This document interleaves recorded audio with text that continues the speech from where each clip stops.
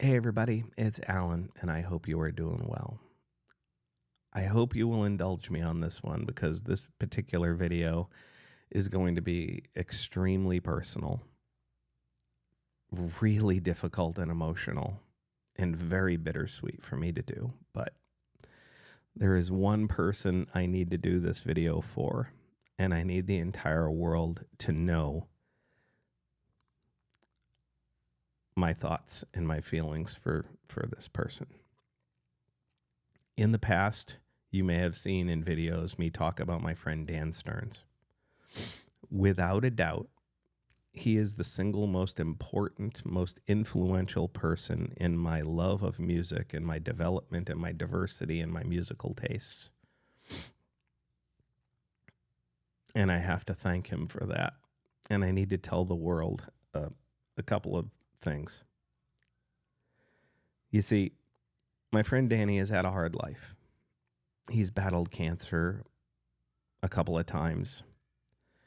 He's had a very difficult life dealing with some addictions and some inner demons that have left him bruised and battered, but still standing upright with that fighter's mentality and attitude that he had. This morning, I found out that with this most recent battle with cancer, he has resigned himself to not winning. His sister Denise sent me a message thanking me for a gift that I had sent to him that had boosted his spirits and left him joy.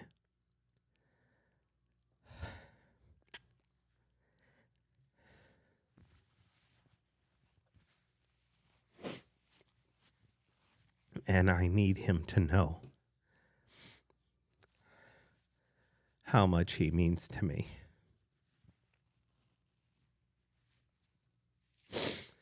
Sorry.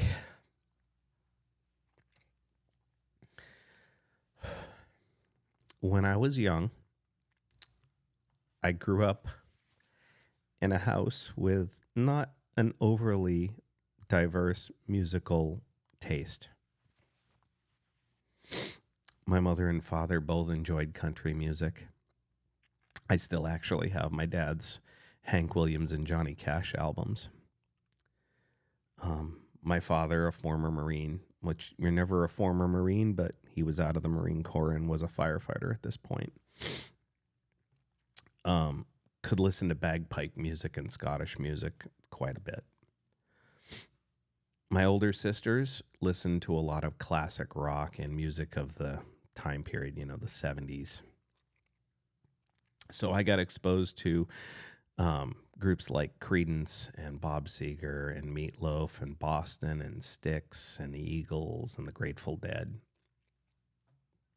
They occasionally had to listen to some disco dance music because they were in music classes. So I had to listen to Donna Summer and Kool and the Gang and stuff like that too. But somewhere around the point where I was like 8 or 9 years old, I wasn't 10 yet, I was like 8 or 9 years old, I heard this guitar. Now, I loved guitar right from the beginning. Of course, my first musical influence was Ray Charles. I remember seeing him on the Sesame Street singing "It's Not Easy Being Green" with Kermit the Frog. I also remember seeing Buddy Rich playing a drum duel with Animal on the Muppet Show. And those are my two earliest memories of music, period. Honestly, they're the two earliest memories I have, and I don't really remember a heck of a lot from my childhood. I don't remember getting my first puppy, Smokey. I don't remember getting my first cat, Bunny. I remember my first nightmare. I was being chased by George Washington between my neighbor Jessica's house and my house. I was probably like 4 or 5 years old when I had that nightmare. It's the only nightmare I ever remembered in my entire life, but that's beside the point. When I was like 8 or 9 years old, across the street from the house I grew up in was this small plumbing company. And on the weekends, there was a guy over there and he was playing guitar. It's like he was working the office or something like that on Saturdays, and I heard this guitar from across the street, and my older sisters, Linda and Barbara, and I can't remember which one of them took me over there, but one of the two of them took me across the street and introduced me to this young guy, and his name was Danny, and he was playing guitar, and I was absolutely enamored by that sound and what he was doing, and I was just absolutely blown away. And you can very easily say that he is my first guitar hero. Flash forward a few years, I'm probably like 12 or 13 years old, and I had gotten a job delivering newspapers, pedaling around the neighborhood, throwing newspapers at houses. And so I'd go to the newspaper distribution office, and I'd pick up the bundle of papers, and lo and behold, one day there's Danny there, bundling up newspapers and giving them to the paper boys. And on the weekends, he was in the office alone, doing his thing, and he'd occasionally have his guitar with him, and he'd be playing while he was waiting for the truck to come, and before he would go off and do his newspaper deliveries of his own in his car. And we talked a lot. And one day, I got there, and he asked me if I wanted to go with him to deliver the newspapers in his car. So I did. We drove around town in his green Ford Pinto. Little did I know what a death trap that car was, but he would play me, Jimi Hendrix and Frank Zappa, and, I got exposed to groups like Tin Machine and Eric Johnson and Steve Vai's The Attitude Song and Sonny Greenwich and Alan Holdsworth, and all of this stuff that I would never, ever have heard if I had just listened to the music that was played in my family's house. He showed me, we actually stopped by his house where he lived, and he was so excited. He showed me a video of Stanley Jordan playing guitar in his two-handed tapping style. And it was just this amazing education that I got from this great unsung guitar player who showed me my first guitar chords and let me touch my very first electric guitar. He let me borrow the first electric guitar I ever got to play. And I remember that guitar so much that I spent years and years and years looking for one just like it, because I couldn't have his because he sold it for whatever reason. As a matter of fact, this is the guitar that I ended up with, and I have to thank my friend Mark for finding it for me and sending it to me. It's an Ibanez Roadstar that looks exactly like the one that Danny had at that plumbing office and at that newspaper office. And I cherish this thing like you have no idea.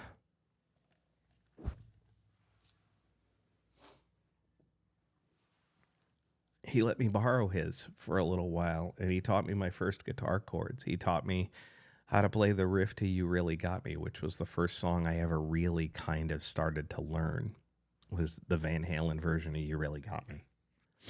And he made me understand some of the things that Eddie was doing.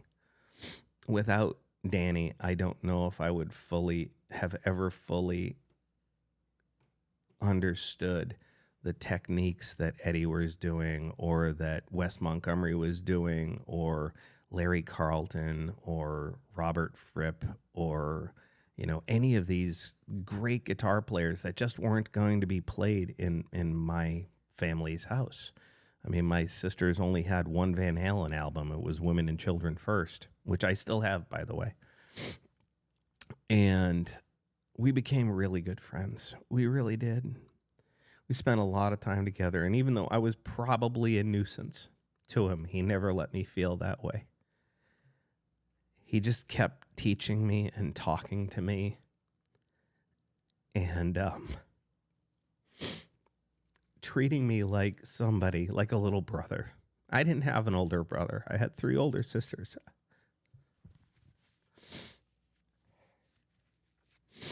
I didn't have an older brother. I didn't have much of a male role model in my life ever either. Even though my father was in my life for my entire life, he was never home. I never learned how to play catch from my dad. I never learned how to ride a bike from my father. That was all my mother and my sisters teaching me how to do stuff. And Danny taught me about music, and he taught me about guitar, and he taught me about, the circle of fifths and various aspects of music theory. And, he was the closest thing I ever had to a teacher. I did take a few guitar lessons with him, but it's just, we were really good friends. He let me borrow this book. He let me borrow this Alan Holdsworth book, Reaching for the Uncommon Chord. And I clearly still have it. And even though I've never fully read the whole thing, I've never fully, studied it as much as I probably should have. This is actually one of my most treasured possessions because it was something I got from my friend Danny.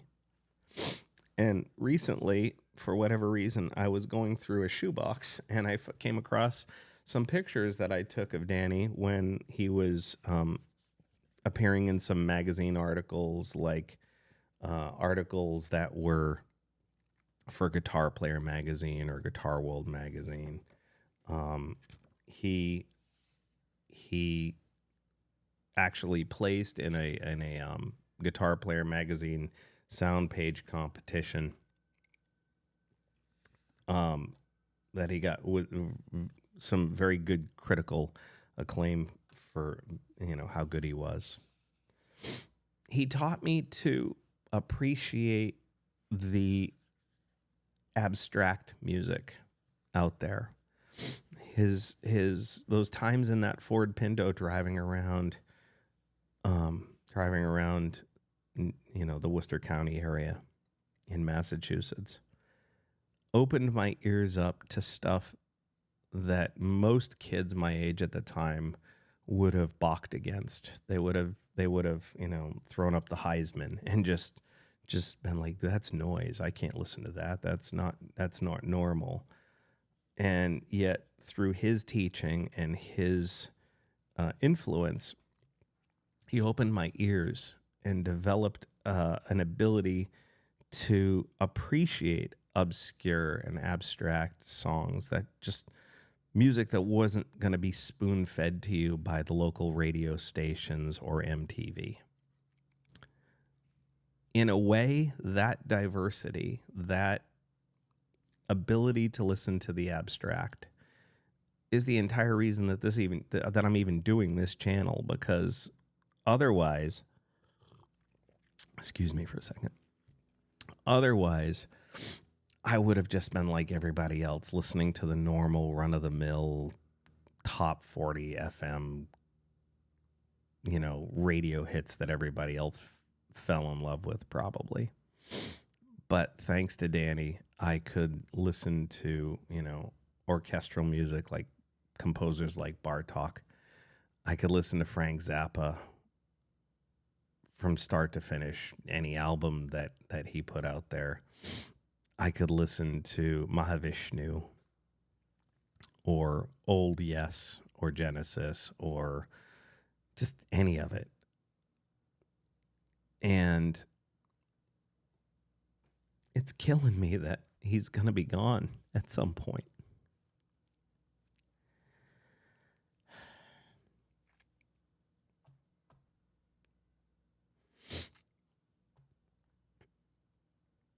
Obviously, he's more than just a guitar player to me.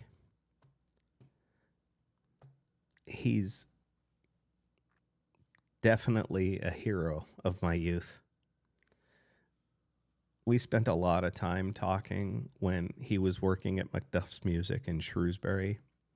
where I bought one of my first guitars. That's actually the third guitar I ever owned. I still have that guitar to this very day. It's hanging right over there. When I was working at Daddy's Junkie Music in Shrewsbury and he was working at McDuff's, I'd go over there and visit. He'd come over to my shop. We'd talk about recording stuff. We'd talk about guitar synthesizers and different things. I'd go over to that store and, look through the, old Guitar Player and Guitar World magazines. And it was just, in many ways, the most important relationship I have ever had in my entire life. He was family to me. He is family to me. Because he's the older brother I never had.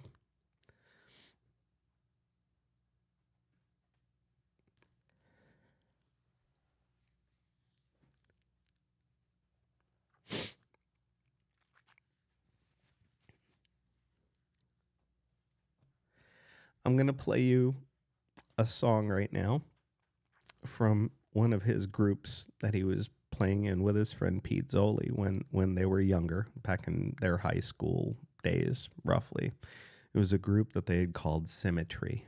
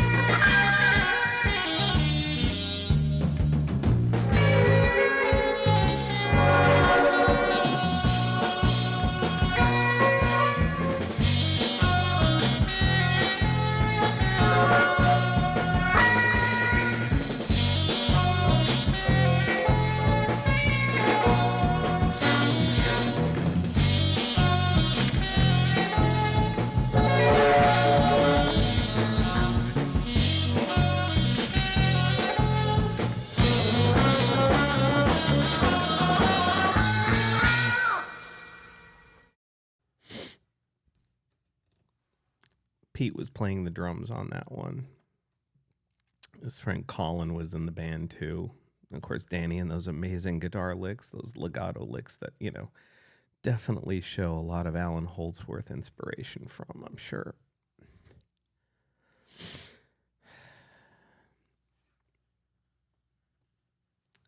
Like I said, this is going to be hard.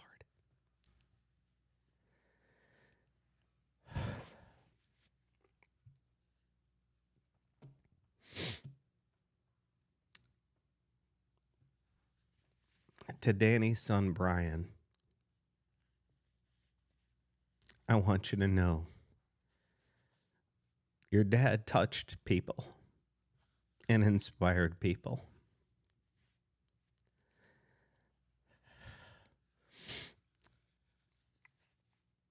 You and I have never met. I actually remember you when you were a little baby. I remember when you were born.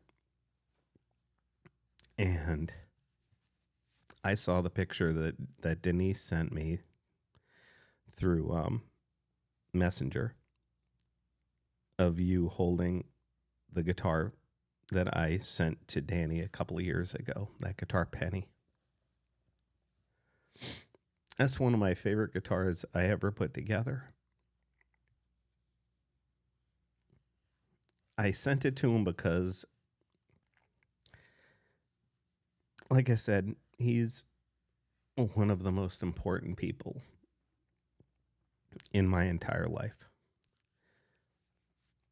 He's such a good guitar player. He was such a good guitar player that I needed him to have something better than some POS thing that he was borrowing from a library.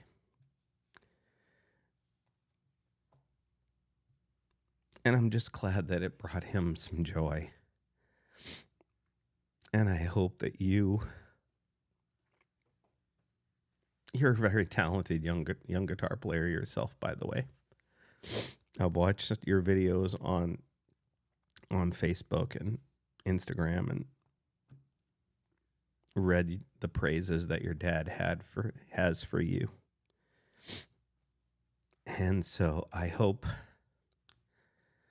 that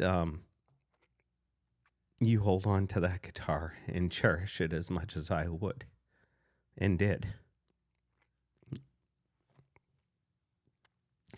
And I hope in moments where you miss your dad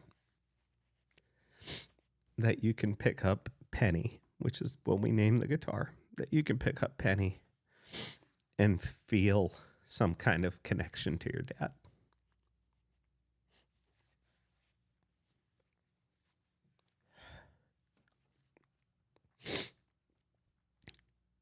Denise, thank you so much for sending me that picture and letting me know that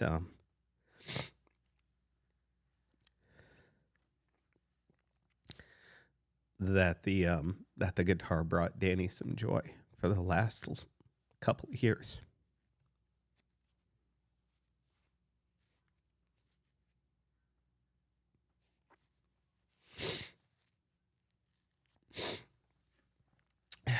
Danny, hopefully you see this.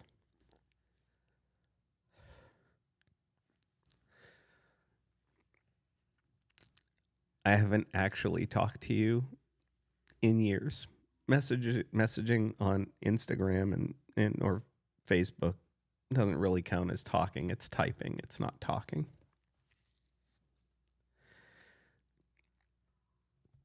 It's been over 30 years probably since we actually talked. 25 anyway, for sure, because I've been in California for 25 years. And I definitely haven't seen you since I've been out here. So it's been over 2.5 decades. And I don't think I ever fully expressed my gratitude for your friendship and your inspiration. And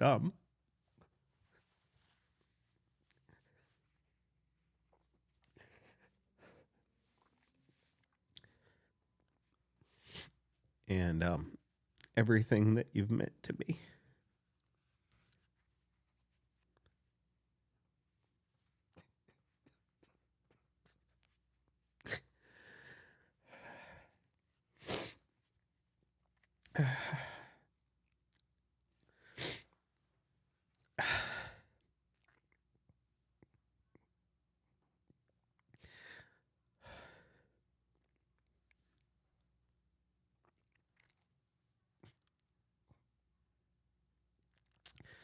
I love you, brother. I do.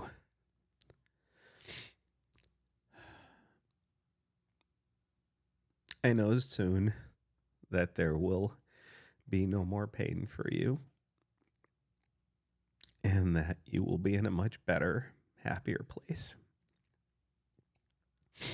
Hopefully, you'll find your way to a jam session with your heroes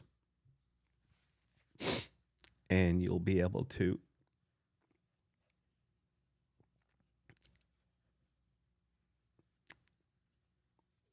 experience happiness and peace and joy. And I just want you to know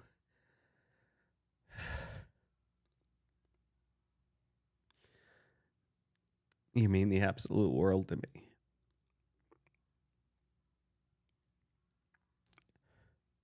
And that I wouldn't be the person that I am today had you not been in my life and been a friend. And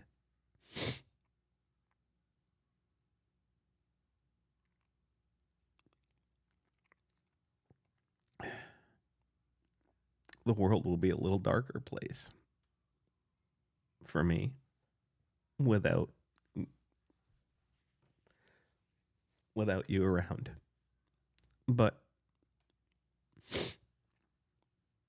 there will never be a day in my life from now on that I won't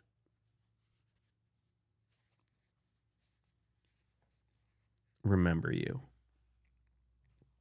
There will never be a day in my life that I will not cherish the lessons that I've learned and the memories of good times that we had talking about music and other things.